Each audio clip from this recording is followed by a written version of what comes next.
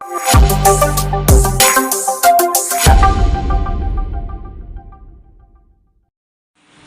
Mass മോട്ടോഴ്സിന്നാണ്. Honda Grazia വണ്ടി വർക്കിനായിട്ടുണ്ട്. General service ആയിട്ടുള്ള പറഞ്ഞാൽ. അപ്പോൾ അതിനകത്ത് മെയിനായിട്ട് പറഞ്ഞേക്കുന്ന കംപ്ലയിൻറ്റ് എന്ന് പറഞ്ഞാൽ വണ്ടി സ്റ്റാർട്ട് ചെയ്തിട്ട് എടുക്കുന്ന സമയത്ത് ഒരു ജർക്കിങ്ങിൻ്റെ കംപ്ലയിൻറ്റ് പറഞ്ഞിട്ടുണ്ട്. പിന്നെ വാട്ടർ സർവീസ്, ഓയിൽ ചേഞ്ച്, ഇത്രയും കേസാണ് മെയിനായിട്ട് പറഞ്ഞേക്കണം കേട്ടോ. ഓയിൽ ചെക്ക് ചെയ്തിട്ട് മാറ്റാനാണ് പറഞ്ഞത്. അപ്പോൾ നമ്മൾ സർവീസുമായി ബന്ധപ്പെട്ട് അതിൻ്റെ ബാക്ക് ബ്രേക്കിൻ്റെ ഭാഗം നമ്മൾ ചെക്ക് ചെയ്യാനൊക്കെ അയച്ചിട്ടുണ്ട്.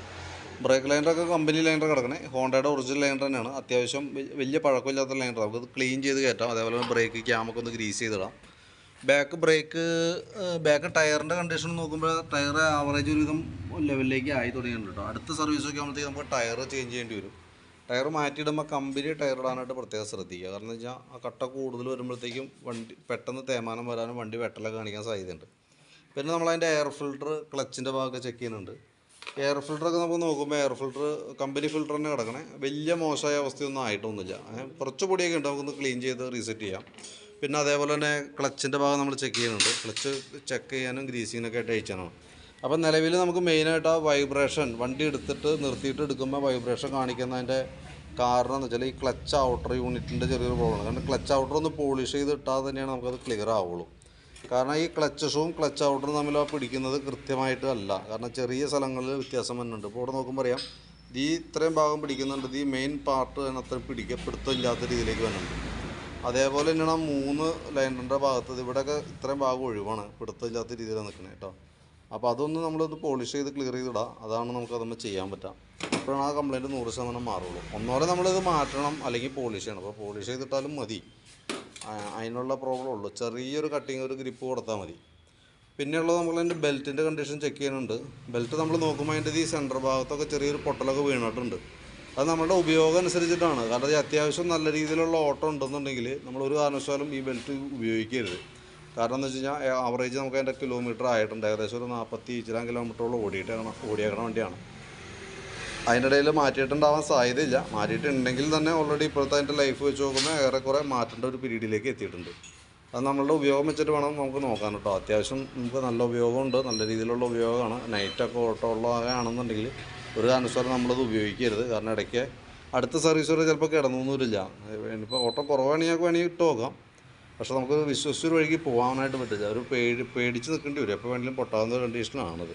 കാരണം അതിൻ്റെ ഒരു കട്ടയൊക്കെ കൊണ്ട് പൊളിഞ്ഞു വന്നാൽ പിന്നെ ബാക്കിയത്തെ പെട്ടെന്ന് പോകും. അതുകൊണ്ടാണ് നമ്മളങ്ങനെ ഇത് പറയണത്. റിസ്ക് എടുക്കണ്ടെന്ന് പറയണേൻ്റെ കേസ് കേട്ടോ. പിന്നെ അതിൻ്റെ വേരിയേറ്റർ ബോഡി, ബോസ് ഡ്രൈവൊക്കെ നോക്കിയിട്ട് അതൊക്കെ നോർമൽ സാധാരണ രീതിയിലുള്ള തേമാനങ്ങളൊക്കെ ഉള്ളൂ. ക്ലച്ചിൽ വേറെ കംപ്ലയിൻ്റ് ഒന്നുമില്ല. നിലവിൽ ആ ക്ലച്ച് ഔട്ടറിൻ്റെയും ആ ബെൽറ്റുമാണ് ചെറിയൊരു ഇത് തോന്നണേ. ബെൽറ്റ് ഓപ്ഷണലാണ്. നമ്മുടെ ഓട്ടം നോക്കിയിട്ട് ആവശ്യമുണ്ടെങ്കിൽ മാറ്റിയാൽ മതി. മാറ്റിയിടാണെങ്കിൽ പിന്നെ നമുക്ക് റിസ്ക് എടുത്ത് ഓടേണ്ട ആവശ്യമില്ല. മാറ്റിയിടാണെന്നുണ്ടെങ്കിൽ നമുക്ക് ധൈര്യമായിട്ട് വണ്ടി ഉപയോഗിക്കാം. ഓക്കെ. പിന്നെ അതേപോലെ അതിൻ്റെ ചോക്കിൻ്റെ കേബിൾ, ആക്സിലേറ്ററിൻ്റെ കേബിളൊക്കെ നമ്മൾ ചെക്ക് ചെയ്തിരുന്നു. നിലവിൽ വേറെ പ്രോബ്ലം ഒന്നുമില്ല. ഹെഡിൻ്റെ ഭാഗത്തായാലും വേറെ ഓയിൽ ലീക്ക് കാര്യങ്ങളൊന്നുമില്ല. പിന്നെ അതേപോലെ ഫ്രണ്ട് ബ്രേക്ക് കേബിളുകളൊക്കെ പുതിയ കേബിളാണ്. ഒരു കേബിൾ പഴയതാണ്, പക്ഷേ അതേപോലെ വലിച്ച കാര്യങ്ങളൊന്നും വന്നിട്ടൊന്നുമില്ല. അപ്പോൾ നമുക്ക് ബ്രേക്കൊക്കെ ഒന്ന് ക്ലീൻ ചെയ്ത് കയറ്റിയാൽ മതി. ഫ്രണ്ട് ടയറിൻ്റെ കണ്ടീഷനും അത്യാവശ്യം ഉപയോഗിക്കാനൊക്കെ ഉണ്ട്.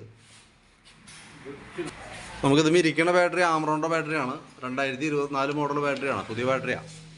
അപ്പോൾ അതും കൂടി നമ്മളൊന്ന് ചെക്ക് ചെയ്ത് പോകുന്നുണ്ട്. വോൾട്ടൊക്കെ അത്യാവശ്യം ഉണ്ട്, 12.92 റേഞ്ചിൽ വരെ വരുന്നുണ്ട്. ബാറ്ററി ടെസ്റ്റിലേക്കും കൊടുത്തിട്ടുണ്ട്. ടെസ്റ്റിൽ കൊടുക്കുമ്പോഴും നിലവിൽ ഓക്കെയാണ്, വേറെ പ്രോബ്ലം ഒന്നുമില്ല. വാറണ്ടിയിലുള്ളതാണ്. പക്ഷെ എന്നാൽ പോലും നമ്മളതിൻ്റെ സർവീസിനകത്ത് ബാറ്ററി ടെസ്റ്റ് ഉള്ളത് കൊണ്ട് നമ്മൾ കൂട്ടത്തിൽ ചെക്ക് ചെയ്ത് പോകണമെന്നുള്ളൂ കേട്ടോ. പിന്നെ അതേപോലെ തന്നെ അതിൻ്റെ എഞ്ചിൻ ഓയിൽ കേസ് പറഞ്ഞിട്ടുണ്ടായിരുന്നു. അപ്പോൾ ഓയിൽ കൂടി നമ്മൾ നോക്കണുണ്ട്. ഓയിൽ ഈ പറഞ്ഞ രീതിയിൽ ഓയിൽ ചേഞ്ച് ചെയ്യുന്ന ടൈമൊക്കെ ആയിട്ടുണ്ട്. നിലവിൽ ശരിക്കും നമുക്ക് 3000 കിലോമീറ്ററാണ് അതിൻ്റെ ഓയിൽ ചേഞ്ചിൻ്റെ ഒരു പീരീഡ് പറയണം, ഒരു കാലാവധി പറയണം കേട്ടോ. അപ്പോൾ നമ്മൾ ഓയിൽ കിലോമീറ്റർ ബേസിൽ വേണം നമ്മൾ വണ്ടി ഉപയോഗിക്കുമ്പോൾ കിലോമീറ്റർ അനുസരിച്ചിട്ടാണ് നമുക്ക് ഓയിൽ ചേഞ്ചൊക്കെ ചെയ്യേണ്ടി വരുന്നത്. അപ്പോൾ അത് വെച്ച് നോക്കുമ്പോൾ നമുക്ക് മാറേണ്ട ഒരു പീരീഡൊക്കെ ആയിട്ടുണ്ട്. പിന്നെ അതേപോലെ തന്നെ സ്പാർക്ക് പ്ലഗും നമുക്കൊന്ന് ക്ലീൻ ചെയ്ത് കയറ്റിയാൽ മതി. എയർ ഫിൽറ്ററും പ്ലഗൊക്കെ ഒരുമിച്ചാണ് മാറ്റേണ്ടത്. അതിപ്പോൾ മാറ്റേണ്ട പീരീഡൊന്നും ആയിട്ടില്ല. നിലവിൽ നമുക്ക് അതിൻ്റെ എഞ്ചിൻ ഓയിൽ മാറ്റാം. പിന്നെ ക്ലച്ച് ഒന്ന് പോളിഷ് ചെയ്യുക. അതേപോലെ തന്നെ ആ ബെൽറ്റിൻ്റെ കണ്ടീഷൻ നോക്കിയിട്ട് അതെങ്ങനെയാണ് മാറ്റണമെങ്കിൽ മാറ്റാം, അതല്ലെങ്കിൽ നമുക്ക് അത് യൂസ് ചെയ്യണമെങ്കിൽ അത് യൂസ് ചെയ്യാം. ഓട്ടോ കൂടുതലാണെങ്കിൽ മാറ്റിയിടാം. ഇത്രയൊക്കെയാണ് മെയിനായിട്ടുള്ളത് കേട്ടോ. പിന്നെ വാട്ടർ സർവീസ് പറഞ്ഞിട്ടുണ്ട്. അപ്പോൾ വർക്ക് ഇച്ചിരി ലേറ്റായിട്ടാണ് ഇത് തീർന്നുകൊണ്ടിരിക്കണേ. കാരണം ലെയ്ത്തിലൊക്കെ പോയി വരുമ്പോഴത്തേക്ക് ഒരു അല്പം താമസം ഉണ്ടാവും. അപ്പോൾ വൈകിയാണ് തീർന്നതെന്നുണ്ടെങ്കിൽ വാട്ടർ സർവീസ് നമുക്ക് ഒഴിവാക്കേണ്ടി വരും. കാരണം എന്ന് വെച്ചാൽ അവരപ്പോഴത്തേക്ക് അടച്ചു പോകും. നമ്മളല്ല, പുറമെയാണ് വാഷിങ് തന്നെ. അപ്പോൾ അവർ അടച്ചു പോയിട്ടില്ല എന്നുണ്ടെങ്കിൽ നമുക്ക് ചെയ്തെടുക്കാം. ബൈ ചാൻസ് അടച്ചു പോകുകയാണെന്നുണ്ടെങ്കിൽ വാഷിങ് നമ്മൾ പുറമെ എപ്പോഴും കൊടുത്ത് ചെയ്താലും മതി. ഓക്കെ.